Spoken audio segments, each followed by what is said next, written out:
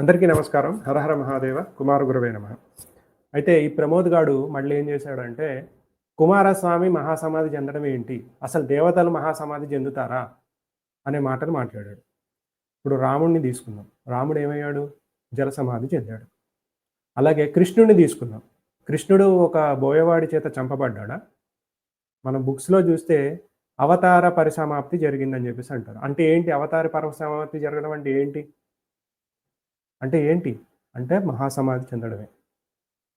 అలాగే ఇంకా బహుశా వేరే దేవతలు గూడా అలా మహాసమాధి చెంది ఉండొచ్చు.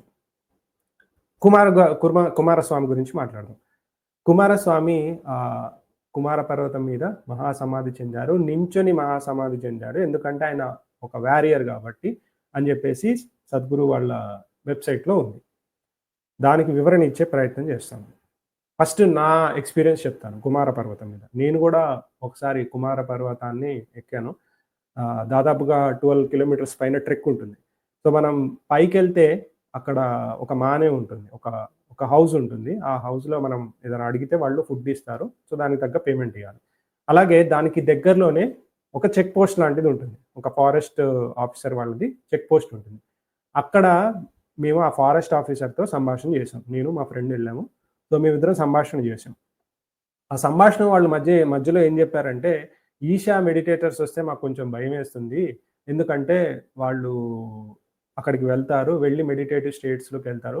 అంటే ఆ చెక్ పోస్ట్ నుంచి ఇంకొంచెం దూరం వెళ్ళాలన్నమాట. దాదాపుగా ఒక 3, 4 కిలోమీటర్లు ఇంకా లోపలికెళ్ళాలి. ఆ లోపలికెళ్ళాలంటే కూడా అఫీషియల్‌గా ఒక పేమెంట్ చేయడం లాంటిది ఉంటుంది. సో, వీళ్ళు అడ్వాన్స్డ్‌గా ముందుకెళ్తారు. అక్కడికెళ్ళి మెడిటేషన్‌లో ఉంటారు. ఆ మెడిటేషన్ నుంచి బయటికి రారు.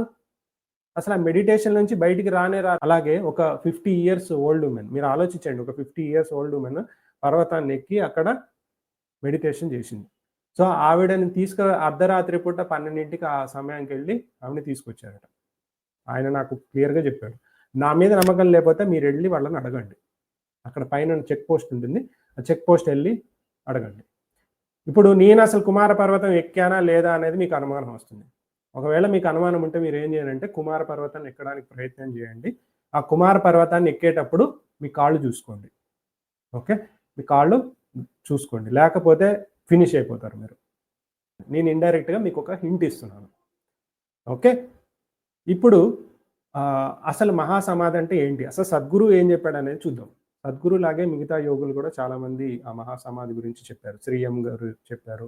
అట్లాగే ఇంకొంతమంది కూడా వివరించారు. కానీ నేను సద్గురువు చెప్పిందే తీసుకుంటున్నాను. ఎందుకంటే ఇప్పుడు అతన్నే కదా విమర్శించేది. అతని పాయింట్ ఆఫ్ వ్యూలో మహాసమాధి అంటే ఏంటనేది మనం చూద్దాం. No more.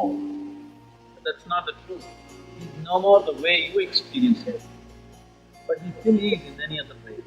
విన్నారు కదా? హి still lives in other ways అని చెప్పేసి అన్నారు. జాగ్రత్తగా వినండి. ఇంకా దాని గురించి ఆయన ఏం చెప్పాడనేది చూడండి. A small imprisonment. Unless you break it open, you can't leave it, isn't it?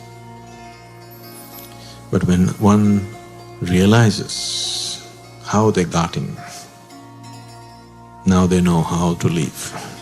A person consciously sheds the body without damaging the body in any way. Like you shed your clothes, you shed your body fully consciously. Then we say this is Mahasamadhi. విన్నారు కదా ఆయన ఏం చెప్పారో మహాసమాధి గురించి. అయితే అసలు కుమారస్వామికి మహాసమాధి చెందడానికి ఏముంది? అవసరం ఏముంది? ఆయనకి దీర్ఘాయుషు రాదా?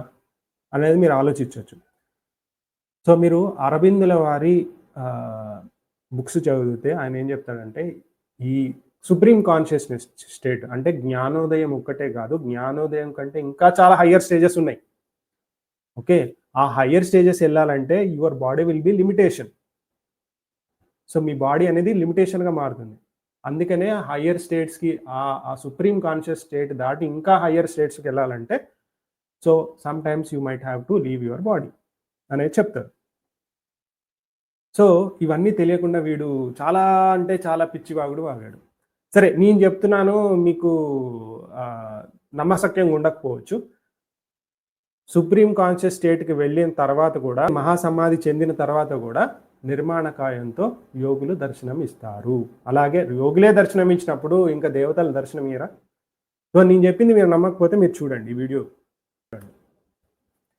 ఇందులో అరబిందుల వారు తన ఎక్స్పీరియన్సెస్, ఆయన జైల్లో ఉన్నప్పుడు ఆయన ఎక్స్పీరియన్సెస్ ఏంటో చెప్పాడు. సో వివేకానందుల వారు ఆయనకి దర్శనం ఇచ్చారు. వివేకానందుల వారు ఆయనకి ఇన్స్ట్రక్షన్ ఇచ్చారు. చాలా రోజులు ఆయనతో పాటే ఉన్నారని కూడా చెప్తారు. మీరు చదివితే అర్థమవుతుంది. So then there is an incident of personality of Vivekananda visiting me in jail. He explained to me in detail the work of supramental. Not exactly of the supramental, but of the intuitivized mind. The mind as it is organized by the supramental. He did not use the word supermind. I gave this name afterwards. That experience lasted for over 2 weeks. 2 weeks వరకు ఆయన దర్శనం కలిగింది అని చెప్పేసి చెప్పారు. అలాగే ఆయన తర్వాత కూడా అడుగుతాడు, నిజమైన మనిషా లేకపోతే ఎవరైనా మీకు విజన్ వచ్చిందా అంటే కొన్ని సందర్భాల్లో కూడా మనం విన్నాం అశరీర వాణి లాంటిది అని చెప్పేసి.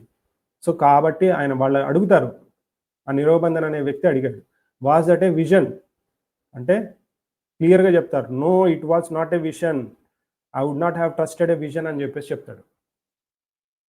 సో ఎగ్జాక్ట్గా వివేకానందుల వారు వచ్చి 2 వీక్స్ ఆయనతో స్పెండ్ చేసి ఆయనకి మైండ్ యొక్క సుప్రీం కాన్షియస్ స్టేట్స్ అన్ని చెప్పి ఇంకా చాలా వివరాలు వాటన్నిటి చెప్పి వెళ్ళారు.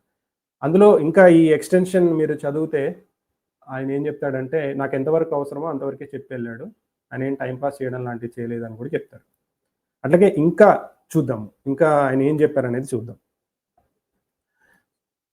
గురువులు దర్శనం ఇస్తారా, అసలు ఫిజికల్గా దర్శనం ఇస్తారా అని ఎవరు అడుగుతారు. Do gurus come in the way and give teachings, why not? That is a traditional experience for ancient times.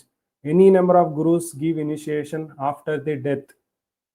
చనిపోయిన తర్వాత కూడా వాళ్ళు మళ్ళీ దర్శనం ఇచ్చి ఇనిషియేషన్ ఇస్తారు అని చెప్పేసి క్లియర్గా చెప్పారు. యోగులకే కుదిరినప్పుడు ఇంకా దేవత అయిన మన దేవసేనాపతికి ఎందుకు కుదరదు? మన కుమారస్వామికి ఎందుకు కుదరదు? సో సద్గురు ఏదో మహాసమాధి చెందారు అని అంటే మీరు తక్కువగా ఎందుకు అర్థం చేసుకుంటారు? That is a supreme state అని చెప్పేసి నేను లాస్ట్ వీడియోలో కూడా చెప్పాను.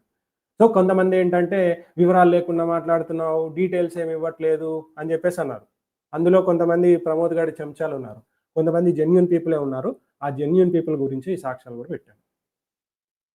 సో ఇప్పుడు ఈ సాక్ష్యాలన్నీ చూశారు కదా, ఇప్పుడు మీరే డిసైడ్ చేయండి ఏది రైట్ ఏది రాంగ్ అనేది మీరే డిసైడ్ చేయండి.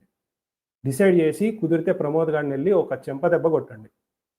వాడు సద్గురు మీద ఎన్ని అనుచిత వ్యాఖ్యలు చేశాడు, అవసరం లేని మాటలన్నీ మాట్లాడాడు. అట్లాగే వేరేవి కూడా నేను క్లియర్గా మీకు ఎక్స్ప్లెయిన్ చేస్తాను. లింగ భైరవి కూడా నేను ఖచ్చితంగా ఎక్స్ప్లెయిన్ చేస్తాను. సరే, ఈ వీడియో చూసినందుకు మీ అందరికీ ధన్యవాదాలు. హర హర మహాదేవ. కుమార్ గురువే నమః.